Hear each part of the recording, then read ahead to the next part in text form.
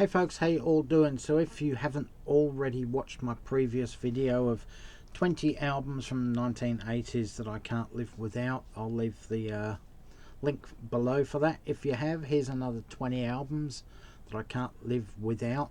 You know, not all of them are an artist's greatest albums. They might just be good albums that I just really enjoy listening to and prefer to play them more than an artist's greatest albums. There are dozens and dozens of albums that I also haven't even put in the list that I love. Springsteen's The River, Fine Young Cannibals, both of their albums are all on the Cooked and the self-titled one. You got Lou Reed's New York, for example. There's 3 or 4 albums by Aussie band The Church. There's a couple by the Hoodoo Gurus. There's Split Enz. There's the Crowded House debut album.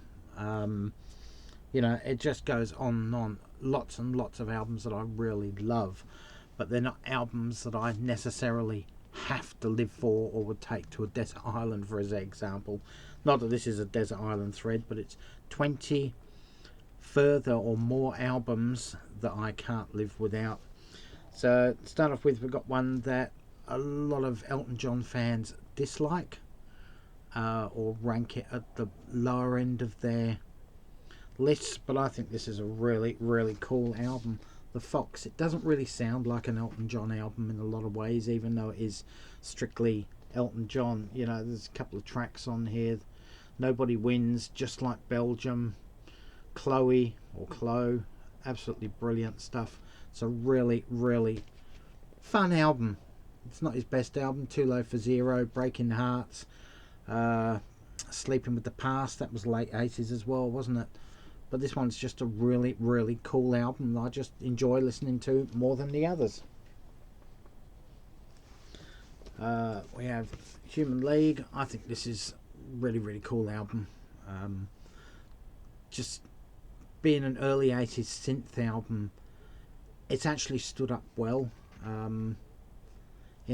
through the years and through the decades. A lot of synth stuff sounds very clinical and sterile. This still sounds pretty fresh, in my opinion. Just a really, really pleasant album to listen to. Peter Criss, Out of Control. A lot of you probably never even heard this album. Absolute soft rock masterpiece, in my opinion. Peter Criss was the drummer from Kiss. He left in 1980 and recorded his own solo album. That was his second solo album. He recorded a self-titled one when he was with Kiss. This is just as good, if not better than that. It's probably better than any Kiss album, and I stand by that. Great stuff. We have Madonna's Like a Virgin. Not her best album. If you check out my Madonna's Rankings video, this comes 3, 4, maybe 5, I can't remember now. But it is a really, really fun album to listen to. A lot of people don't rate this as ELO's best album. I think it's really cool. I love the concept of it. I love the sound of it. Aussie band Do Re Mi, sort of, a lot of their music has some heavy drum. This was about 1985. This had some really heavy sort of drum and bass type stuff, sort of Talking Heads-esque-ish sounds on some of these tracks. Just a really, really cool, fun album, as was their follow-up. Michael Jackson, Thriller. It's not my favourite album of Michael Jackson's, but it is such a fun album to listen to, and I just can't live without it. I could actually live without The Girl Is Mine being on it, but the rest of it is just really, really cool. We go to Nylon Curtain by Billy Joel. A lot of people would probably say Innocent Man's probably his best album from the 1980s. To me, yeah, it probably would be his best album, but I just love all the songs on here. Allentown, Goodnight Saigon, A Room of Our Own, Scandinavian Skies, Where's the Orchestra, great, great stuff. The hit single was Pressure. That's nowhere even near the best song on the album. We'll go to another Michael Jackson album here, Bad. What a great album. It's such a fun-loving pop album. Recorded totally different, with a totally different sound than Thriller. Just crystal clear sound, especially on compact disc. Contains obviously the title track, Liberian Girl, Man in the Mirror, Dirty Diana, Just Can't Stop Loving You, Smooth Criminal. all top 10 hits all over the world. Great stuff. Let's go to Billy Joel again. Glass Houses, fabulous album. It's not just an album I can't live without, it's just a fabulous album. You may be right, Sometimes a Fantasy, Don't Ask Me Why, they were the big hits off here. But that's not all, there's load and load of great songs on here. Just a really cool album. Aussie songstress Jenny Morris, almost a perfect pop album. It's just really bright, bubbly, happy, good stuff. One of the songs called You I Know, which was the big hit, that was actually written by Neil Finn from memory, so it's got that sort of Crowded Houses slash split end sound, but just a great pop album. Go here, we'll go to John Lennon, Yoko Ono, Double Fantasy. Great album. All of John's songs are really cool on here. Yoko's songs are really cool on here. It's just really offbeat, fun album. It's just really cool. We win all the singles, just like Starting Over, Woman, I'm Losing You, Watching the Wheels, Beautiful Boy, Dear Yoko. Great songs. Yoko's are really good too. Next we go to an album that a lot of people don't rate overly highly. Press to Play. Yeah, sure. It's not Paul McCartney's best album by a long shot. It's just a fun album to listen to with lots of different styles. I'd almost call this an alternative. That's where the genre would be for this one. But this does contain Footprints and Only Love Remains, which are two of my favourite Paul McCartney ballads. Great stuff. Next we go to the Paul McCartney album that most people would rate as his best album of the 1980s, Tug of War. Yeah, great fun loving album. It was good to have a great album again. Most people don't rate London Town, Back to the Egg or McCartney 2 as being great albums. Some people do, I do. But this was just great. This sent him back into the stratosphere as far as pop goes. He was on a downward slide, I think, after about 1976-77.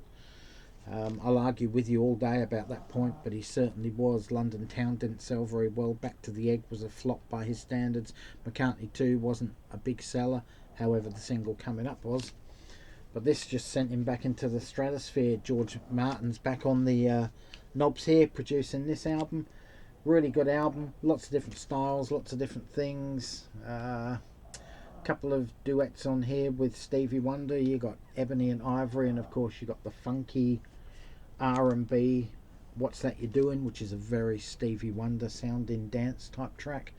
But on here you got Wanderlust, one of Paul's greatest songs ever, and of course his tribute to John Lennon in Here Today. Great album, fun loving album. Another fun album from the 1980s, The Motels. Certainly wouldn't appear in my top 40 or 40 for the year, but it's just a great fun album. Take the L Out of Lover, and Only the Lonely. That's what the rest of the song's like. It's just a fun loving fun album.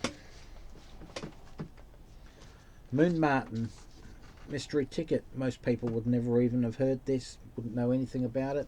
This is just a great fun loving album. It's a bit of sort of, I wouldn't call it rockabilly style, but there's a vibe happening there. It's just a good soft rock pop album from the early 1980s. Believe it or not, Cliff Richard. This isn't my favourite Cliff Richard album of the 1980s. That would have to be probably Now You See Me, Now You Don't. Probably be my favourite from the 1980s. But this is a really good album. Wired for Sounds on it. That was the big hit. The rest of the album's got that same summery fun vibe, and of course it's got Daddy's Home, which was a cover of an old doo-wop song. It's a pretty good album. It's a nice fun album from the 1980s. I think I'm No Hero followed this one. That was an even better album as well. But this is, as I said, this is just a fun loving album I can't live without. And finally, the Rolling Stones, Tattoo You. Some great rock and roll on here and some great ballads as well. A lot of people don't rate this as one of their greatest albums. These are all throwaway songs or leftover songs. from previous sessions throughout the 1970s, rolled into one, made a really, really cool album. Of course, Start Me Up's on here. Waiting on a Friend. But you've also got Hang Fire, Little TNA, Black Limousine, Worried About You.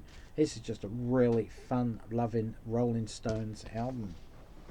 Anyway, guys, that's another 20 albums that I can't live without from the 1980s.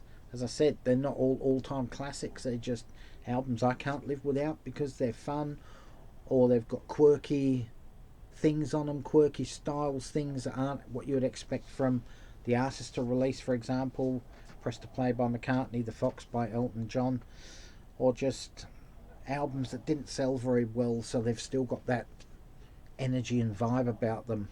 Much like in my previous video, Johnny Warman's Walking Into Mirrors never sold. I think it's a fabulous album. It's just great to listen to. Of course, Moon Martin down there with Mystery Ticket. Anyway, guys, thanks for watching. Leave your comments in the comments section below. Do you own any of these albums? What do you think of them?